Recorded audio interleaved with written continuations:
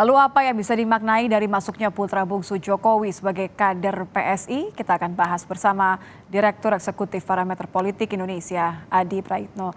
Mas Adi, selamat malam. Selamat malam Nitya. Terkuak sudah ya, jadi sosok mawarnya tidak perlu tebak-tebak buah manggis lagi. Tapi begini, yang menarik justru adalah karena penyerahan KTA Kaisang sebagai kader PSI ini di rumahnya Pak Jokowi. Bagaimana Anda membaca momen ini? Ya sebenarnya secara prinsip kalau kita melihat PSI sejak awal memang tegak lurusnya dengan Jokowi.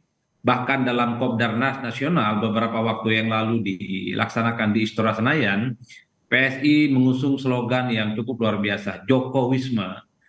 Teman-teman PSI itu menegaskan bahwa sikap politik, orkestrasi, manuver, dan bahkan mazhab politik mereka tentu beririsan kuat ya dengan Jokowi. Jadi tidak mengherankan kalau kemudian per hari ini kita bisa melihat bagaimana Kaisang Pangarap ini kemudian mendapatkan kartu anggota partai dari PSI. Mungkin Kaisang melihat bahwa ada mutual interesting, mutual understanding antara PSI dan Kaisang. Hmm. PSI lihat sebagai partai politik yang selama ini memang selalu tegak lurus, selalu pasang badan dengan Jokowi. Jadi tidak mengherankan kalau kemudian pilihan politik dari Kaisang berlabuh ke partai politik yang sebenarnya sampai saat ini dari dulu merupakan replika politik dari Jokowi. Bagi saya tidak ada yang terlampau mengejutkan. Satu-satunya yang mengejutkan adalah kenapa PSI, Iya. apapun judul PSI ini adalah partai politik yang tidak lolos ke Senayan. 2 hari yang lalu, Mbak Nitya, saya di Twitter itu nulis satu status yang kemudian diserbu oleh teman-teman PSI. Saya mengatakan ibarat ukuran baju, baju yang dipakai oleh Mas Kaisang masuk ke PSI ini terlampau kecil, terlampau sempit ya. Karena mengingat Mas Kaisang ini kan punya nama besar, apapun Betul. judulnya, Mas Kaisang ini cukup populer, Hmm. anaknya presiden yang saat ini digandrungi oleh begitu banyak Gen Z dan kelompok-kelompok milenial. Sebenarnya kalau mau jujur, dengan nama besarnya Kaisang sebenarnya sangat layak untuk masuk partai politik yang saat ini masuk 3 besar ya. Oke, Kalaupun saya kalaupun potong. toh tidak Artinya PDIP, gini, Anda sepakat kalau keberadaan Kaisang jelas menguntungkan PSI. Tapi pertanyaannya kan Kaisang dapat apa? Kita coba akan dengarkan dulu ini pernyataan dari Kaisang setelah mendapatkan atau menerima KTA PSI mengenai isu-isu dia akan dapat apa nanti setelah jadi kader PSI.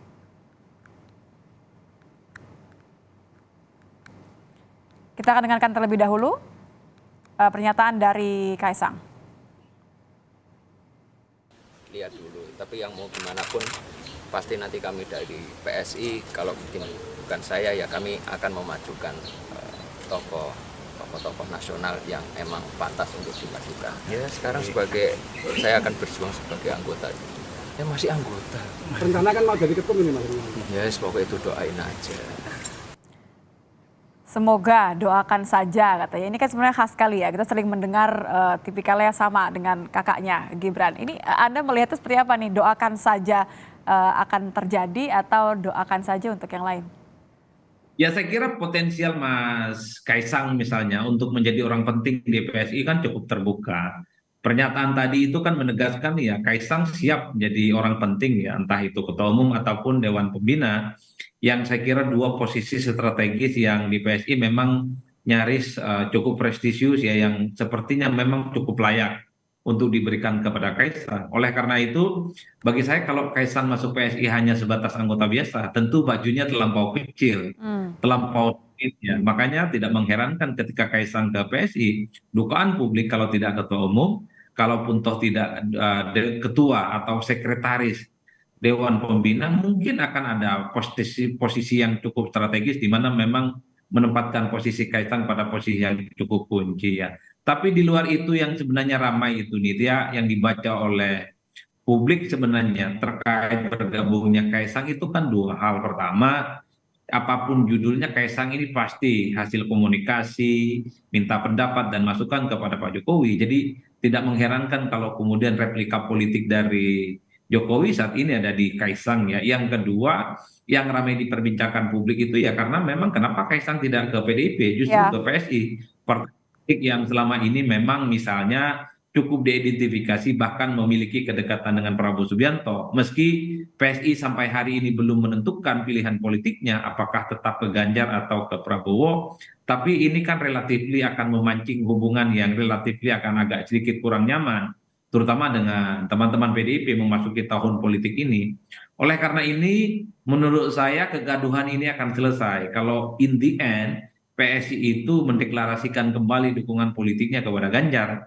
Jadi sekali Kaisang misalnya tidak ke PDIP, tetap di PSI, tapi PSI kembali ke rumah lamanya, mengusung Ganjar Pranowo, saya kira tidak akan ada persoalan. Nggak masalah Tapi gitu ya. Tapi kalau ya, misalnya, itu kan kita masih berandai-andai, kalau misalnya tidak terjadi seperti yang idealnya tadi, akan seperti apa menurut Anda sikap PDIP? Kalau kemarin kan Ketua DPP PDIP, Jarod Saiful Hidayat sudah menyebutkan bahwa memang tidak melanggar, tapi ini akan menjadi catatan. Apakah ada sesuatu yang tidak bisa kemudian disampaikan dengan baik sehingga dalam satu keluarga ini memilih parpol yang berbeda? ya sebenarnya teman-teman PDIP beberapa waktu yang lalu silih berganti mengingatkan bahwa tradisi politik di PDIP itu di mana keluarga besar mereka berada dalam satu rumpun dan satu barisan di PDIP. Jadi kalau ada bapak dan ibunya ada kader PDIP, maka otomatis keluarga besarnya pun juga berdarah PDIP. Tapi rasa-rasanya itu tidak terlampau menjadi perhatian oleh Kaisang. Terbukti per hari ini Kaisang lebih memilih PSI sebagai pilihan politiknya.